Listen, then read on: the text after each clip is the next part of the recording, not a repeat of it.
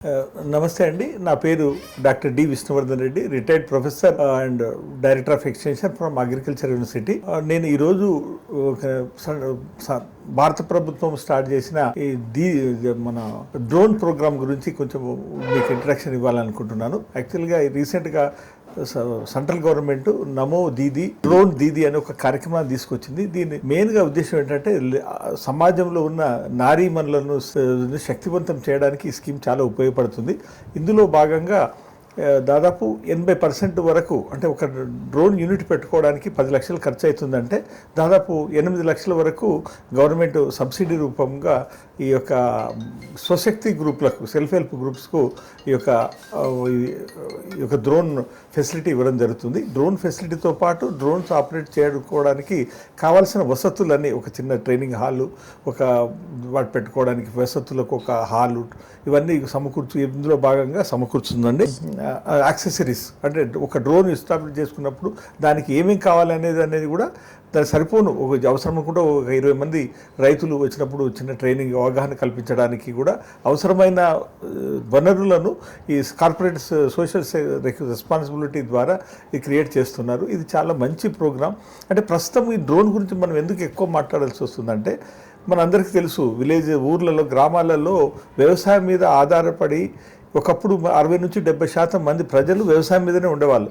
ఇప్పుడు ఈ పట్టణీకరణ, రకరకాల ఈ ప్రభుత్వ స్కీమ్స్ వల్ల వ్యవసాయం మీద ఆధారపడి ఇప్పుడు ఒక రైతు వ్యవసాయం చేయాలంటే లేబర్, అంటే దానికి సరిపోయిన కూలీలు దొరకని పరిస్థితి వస్తుంది. ఈ పరిస్థితుల్లో ఒక రైతు ఒక మందు కొట్టాలన్నా కూడా చాలా ఖర్చు పెట్టాల్సి వస్తుంది. ఆ టైంలీ స్ప్రే చేయలేక కొన్నిసార్లు చాలా ఇబ్బంది కూడా పడుతున్నారు. ఇప్పుడు జనరల్గా ఫర్ ఎగ్జాంపుల్ కొన్ని పురుగు మందులను మన పొద్దున 10 లోపలే కొట్టాలి, మరి సాయంత్రం 3 తర్వాత ఎండ తీవ్రత తగ్గినప్పుడే కొట్టాలి. ఇప్పుడు జనరల్గా మన లేబర్ కూలీలు 10 నుంచి 4-5 వరకే వస్తున్నారు. ఆ వచ్చేది వాళ్ళు కూడా చాలా కాస్ట్. ఒక స్ప్రేయింగ్ అంటే దాదాపు 1000-1500 ఖర్చు పెట్టాల్సి వస్తుంది లేబర్కు. అవన్నీ కూడా ఒక్కరితో కాదు. స్ప్రేయింగ్, పవర్ స్ప్రే కొట్టాలంటే అతనికి ఒక అసిస్టెంట్ కూడా కావాల్సి వస్తుంది. ఇన్ని రకాల ఇబ్బందులలో సరైన టైంలో సరైన ఈ యొక్క నివారణ చర్యలు తీసుకోలేక కొన్నిసార్లు ఇబ్బంది పడి పంట బాగా నష్టపోతున్న పరిస్థితులు ఉన్నాయి. ఈ పరిస్థితుల్లో డ్రోన్ యొక్క ప్రాధాన్యత బాగా పెరిగింది. ఈ డ్రోన్స్ ఏంటంటే జనరల్గా మనం ముందే దాని యొక్క లేఅవుట్ చేసుకొని ఏ ఏరియాలో కొట్టాలని మార్కింగ్ చేసుకుంటే జిఐఎస్ ద్వారా ఇమీడియట్గా మనం ఎంత కొడుతుందో అంతవరకు ఒక రోజు లేబర్ కొట్టేదా ఒక గంట లోపలే అయిపోతుంది. బట్ ఇక్కడ ఏంటంటే ఇంతకుముందు గత 4-5 సంవత్సరాల కింద ఈ డోసేజ్ కానీ అవన్నీ కూడా కరెక్ట్గా ఫిక్స్ కాలే. అంటే మామూలుగా మనం చూసినట్టయితే హ్యాండ్ స్ప్రేయర్కు పవర్ స్ప్రేయర్ కూడా డోసేజ్లో డిఫరెన్స్ ఉంటుంది. మనకి ఎకరాకు ఎంతమంది కొట్టాలనేది మనము అదే కామనే ఉంటుంది. కానీ ఇప్పుడు పవర్ స్ప్రేయర్ కొట్టినప్పుడు తుంపర్ల దూరం పోయినప్పుడు తక్కువ వాటర్ అవసరం ఉంటుంది. దాదాపు 1 mlకు మామూలు స్ప్రేయర్లో 1 ml మందును 1 లీటర్ నీళ్ళలో కలిపినప్పుడు, పవర్ స్ప్రేలో కొట్టినప్పుడు 1 ml మందును 2.5 లీటర్లు కలిపి, అంటే దాని తుంపర్లో అయిపోయి ఎక్కువ ఏరియా కవర్ అవుతుంది. అట్లాగే డ్రోన్ కలిపినప్పుడు కూడా, డ్రోన్తో వాడినప్పుడు కూడా దాని సిస్టమ్ వేరవుతుంది. ఈ మధ్యకాలంలో మన రాష్ట్ర యూనివర్సిటీస్ చాలా వర్క్ చేసినాయి డ్రోన్కి సంబంధించిన వరకు.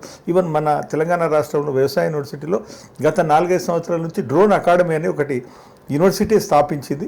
వీళ్ళు కంటిన్యూస్గా ఒక 20 మంది యువకులకు ఈ 10th పాస్ అయిన వాళ్ళకు ఈ డ్రోన్ ట్రైనింగ్ ఇస్తున్నారు. ఒక 40 రోజుల ట్రైనింగ్లో ఈ డ్రోన్స్ ఎట్లా యూజ్ చేయాలి, డ్రోన్స్లో యూసేజ్లో వచ్చిన ఇబ్బందులు ఏమున్నాయి, చిన్న సమస్యలు వచ్చినప్పుడు దాన్ని ఎట్లా మనం సర్దిద్దుకోవాలి, దాని యొక్క రూల్స్, రెగ్యులేషన్, నియమ నిబంధనలు కూడా అన్ని తెలుపుకుంటూ ఒక 40 డేస్ తర్వాత ప్రాక్టికల్ ట్రైనింగ్ ఇచ్చి సర్టిఫికేట్ కూడా, ఏవియేషన్ పైలట్ డ్రైవింగ్ లైసెన్స్ కూడా ఇస్తున్నారు.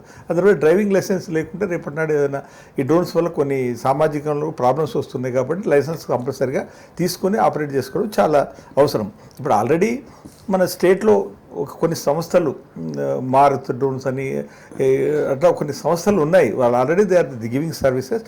బట్ ఈ యొక్క ప్రధానమంత్రి ఈ నమో డ్రోన్ దీదీ ప్రోగ్రాం వల్ల ఇది చాలా ఉపయోగపడుతుంది. మహిళలు వాళ్ళు సొంతంగా చేసుకొని దాని యొక్క మహిళా శక్తి, ఆ గ్రూపులు అంటే బాగా ఆదాయం పెరిగి బలంగా తయారు కావడానికి చాలా ఉపయోగపడుతుంది. అంటే ఇందులో ఏంటంటే ఈ సెలక్షన్ కొరకు ఎవరైతే పైలట్ ట్రైనింగ్ తీసుకోవాలో, ఎవరి పేరు మీద రావాలో వాళ్ళకు మినిమం 18 years నుంచి 65 years లోపల ఉన్న వాళ్ళే దీనికి ఎలిజిబుల్ ఉంటారు.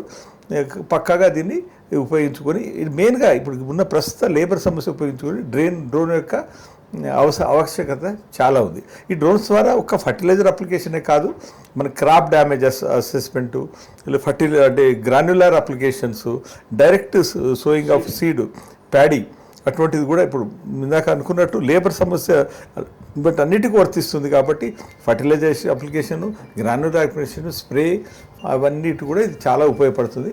ఇది ముందు అంటే మన యాక్చువల్గా for example government of India లెవెల్లో ఇప్పుడు 15,000 డ్రోన్స్ ఇవ్వాలని వాళ్ళు డిసైడ్ అయ్యారు. బట్ ఇప్పటికీ దాదాపు మనకున్న సమాచారం ప్రకారం 230 మహిళా సంఘాలు తీసుకున్నవి. ఇక ఫ్యూచర్లో ఇంకా మనకి ఎక్కువ చేసుకుంటే బాగుంటుందని నా యొక్క అభిప్రాయం.